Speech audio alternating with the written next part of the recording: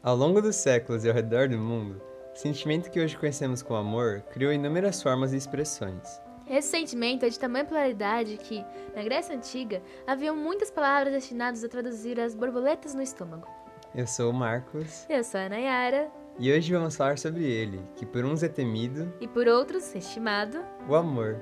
Nossa história do amor começa na Antiguidade, na Grécia Antiga. Eles eram uma sociedade dramática, cheia de histórias de amor que terminavam em tragédias, continham traições, vinganças e muito mais. Uma sociedade de poetas apaixonados, cheia de lendas e contos filosóficos sobre o amor.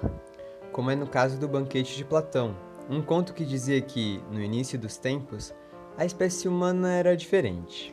As almas gêmeas eram grudadas, tendo um só corpo e com duas cabeças, 4 braços e 4 pernas. Eram grudados um de frente para o outro, como num abraço. Mas então os primeiros humanos desafiaram os deuses.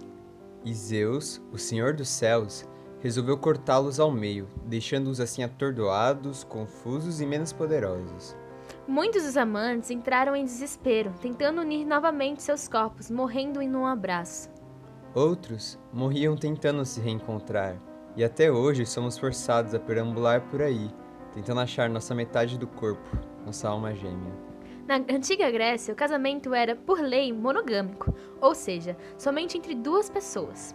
Contudo, ter vários amantes, inclusive do mesmo sexo, era completamente aceitável, às vezes até mesmo incentivado. Os próprios deuses gregos viviam traindo uns aos outros com outros deuses e com mortais.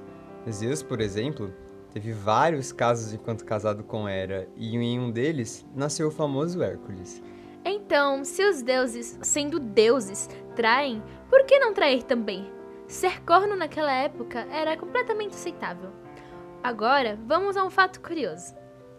Para a tristeza dos conservadores contemporâneos que vivem dizendo que na minha época isso não existia, na cidade de Atenas, uma das mais importantes cidades-estado da Grécia, o casamento entre pessoas do mesmo sexo era completamente comum e até mesmo incentivada. Inclusive, um grande imperador grego, Adriano, que era casado com uma mulher, mas puramente por interesses políticos, provavelmente era gay e teve vários relacionamentos com vários homens.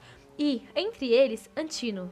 Eles eram muito apaixonados um pelo outro e viajavam quase o mundo inteiro juntos. Mas, infelizmente, em uma de suas viagens, Antino morreu afogado no rio Nilo, no Egito, deixando seu amante desconsolado. Então, para garantir que ninguém o esquecesse, o amor da sua vida, Adriano literalmente transformou Antino em um deus e produziu centenas de estátuas dele. E ainda transformou a cidade onde Antino faleceu em Antinópolis, hoje conhecida como Sheikh Badam. Uma outra curiosidade da sociedade grega antiga era a cerimônia de casamento. Essa cerimônia se iniciava na noite anterior, na casa da noiva, que queimava, oferecendo aos deuses ligados ao casamento seus pertences antigos e brinquedos, prometendo deixar de adorar os deuses de sua família e adorar os deuses do futuro marido. No dia do casamento, os noivos, cada qual em sua casa, tomavam banhos de ervas para a purificação e fertilidade. A mulher era vestida com coroas e joias, enquanto o noivo usava uma simples túnica de lã. A parte curiosa é o que acontece a seguir.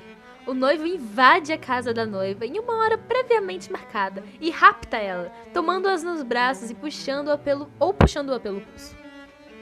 As famílias, assim como toda a vizinhança, saíam em procissão atrás dos noivos, cantando, tocando flautas e gritando pelo rapto da mulher. Essa maluquice tem fundamento no conto do rapto de Perséfone, a deusa da fertilidade e da agricultura, que fora raptada pelo deus do submundo, Hades, sendo obrigada a casar-se com o mesmo.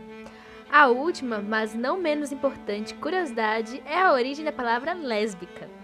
Lésbica vem do grego Lesbos, que é uma ilha localizada no nordeste do Mar Egeu, na Grécia. Lá foi morada de Safo, uma grande poetisa grega considerada por muitos historiadores a maior de seu tempo. Ela foi a primeira a criar uma escola exclusiva para mulheres, onde ensinava música, poesia e dança. Suas poesias eram tão encantadoras que Safo chegou a ser chamada por Platão de 10ª musa, fazendo referência às 9 musas de Apolo, as quais eram inspirações e protetoras de uma arte específica. Safo era conhecida por suas poesias dedicadas a mulheres pelas quais ela era apaixonada. Os fragmentos que restaram de suas obras contêm inúmeras menções de mulheres em contextos eróticos. Seu trabalho foi tanto prestimoso quanto revolucionário em seu tempo, abrindo caminho para milhares de outros poetas que vieram depois dela, homens ou mulheres. Enquanto muito de seu trabalho foi perdido na destruição da Biblioteca de Alexandria e muito dele foi destruído por líderes religiosos, os fragmentos que foram recuperados são suficientes para que ela continue sendo lembrada e admirada. Chegamos ao fim do nosso primeiríssimo episódio dessa temporada sobre a história do amor. Nos vemos no próximo episódio com a história e curiosidades sobre as paixões e casos dos deuses, Esperamos que tenham gostado. pois nossa jornada está só começando.